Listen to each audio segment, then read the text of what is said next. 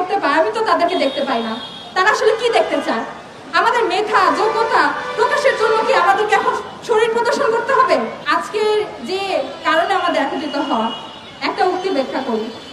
কি যেন একটা হাঁটতেছে, কিছু একটা হাঁটতেছে, মানে একটা মেয়েকে এইভাবে করে মকারি করতেছেন আমাদের সংসদে উচ্চ আসনে বসা একজন মন্ত্রী। কেন? একটা মেয়ে কি একটা বস্তু? সে কিভাবে একটা বস্তু হতে পারে? একটা মেয়ে কি মানুষ না? এবং সে হচ্ছে তার নারী সদস্য আরো যারা ছিলেন ওখানে তাদেরকে উদ্দেশ্য করে বলতেছেন যে তারা আমাদেরকে দেখতে পায়, আমি তো তাদেরকে দেখতে পাই না। তারা আসলে কি দেখতে চায়? আমাদের মেধা যোগ্যতা প্রকাশের জন্য কি আমাদেরকে এখন শরীর প্রদর্শন করতে হবে? কি চায় তারা আসলে এখানে? এটা কি আজকের ঘটনা? না, এটা আজকের ঘটনা না, এটা প্রতিনিয়তই আমাদের সাথে ঘটে। কিছু ঘটনা আপনাদের সাথে শেয়ার করি। চট্টগ্রাম বিশ্বরায় 2022 সাল, এক ছাত্রী হিজাব পরায় তার প্রধান শিক্ষক তাকে বেত্রাঘাত করে। তারপরে রাবি, সেখানেও ছাত্রীকে তার হিজাব নিকাব খুলতে বাধ্য করা হয়। কিছুদিন আগে 2025 সালে ঢাবি শিক্ষার্থী পরীক্ষা দিতে গেলে তাকে শুধুমাত্র হিজাব নিকাব করায় তাকে জোর করা হয়। এবং আরো একটি জরিপের বিষয় বলি, অধিকার সচেতন শিক্ষার্থী সমাজের একটা জরিপ। তারা হচ্ছে 24-এর পরে এই জরিপটা করেছিল এরকম যে যেসব শিক্ষক হিজাব বিরোধী তাদের একটি তালিকা প্রকাশ করে। এখানে 100 জনের তালিকা প্রকাশ হয় এবং তার মধ্যে সর্বোচ্চ বিদ্যাপীঠ ঢাবির 24 জনের নাম ছিল। কিন্তু আপনারা কি মনে করেন এই সংখ্যাটা 100? মোটেই না। আমি বলবো এই সংখ্যাটা হাজারেরও বেশি। আমাদেরকে প্রতিপদে বলতে এখানে যে নারীরা উপস্থিত আছে যারা হিজাব পরেন, আমি আবারও বলতেছি এটা নিকাব না, অনলি হিজাব পরার কারণে আমাদেরকে বিভিন্ন সময় হেনস্থা এবং কটাক্ষ শিকার হতে হয়। কেন? এটা কি আমাদের সাংবিধানিক অধিকার না?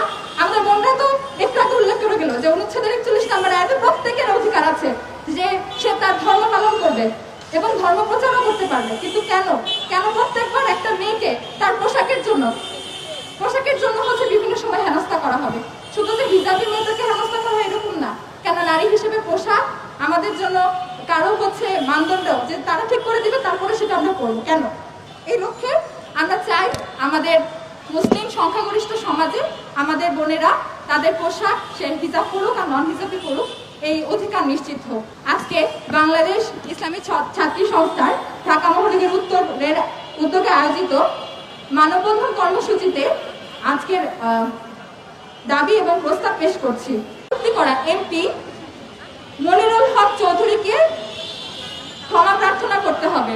2, দেশের সর্বক্ষেত্রে পর্দানশীল নিকাব পরিহিত নারীদেরকে নারী পর্যবেক্ষক বা শিক্ষক দ্বারা বাধ্যতামূলক করতে হবে চিহ্নিত করার জন্য।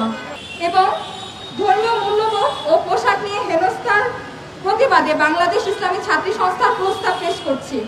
প্রথমত, ব্যক্তি স্বাধীনতা ও ধর্মীয় মূল্যবোধ নিয়ে কটূক্তি বা হেনস্থার বিরুদ্ধে সংবিধান স্বীকৃত অধিকার নিশ্চিত করতে হবে। 2, প্রত্যেক রাজনৈতিক দলের নিজস্ব দলীয় পরিমণ্ডলের নৈতিকতা এবং মূল্যবোধের চর্চা চালু করার ব্যবস্থা গ্রহণ করতে হবে। তৃতীয়ত, প্রাথমিক ও মাধ্যমিক সকল পর্যায়ে পর্যাপ্ত ধর্মীয় শিক্ষক নিয়োগ নিশ্চিত করতে হবে যেন প্রত্যেক ধর্মের প্রতি মূল্যবোধ চর্চার মানসিকতা নিয়ে বেড়ে ওঠে। এবং আমরা চাই যে আমাদের সমাজে নারীর অধিকার নিশ্চিত হোক এবং আমরা বাংলাদেশ ইসলামী ছাত্রী সংস্থা যতবার নারীদের উপরে বিভিন্ন নিরাপত্তা ইস্যু আসবে আমরা প্রত্যেকবার তাদের অধিকার নিশ্চিত হওয়া পর্যন্ত এই রাজপথে নামতে থাকব।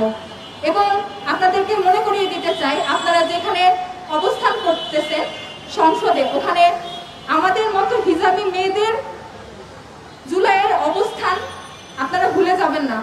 এবং মনে রাখবেন, বারবার জেনজি যদি রাস্তায় নামে তাহলে কি ঘটতে পারে।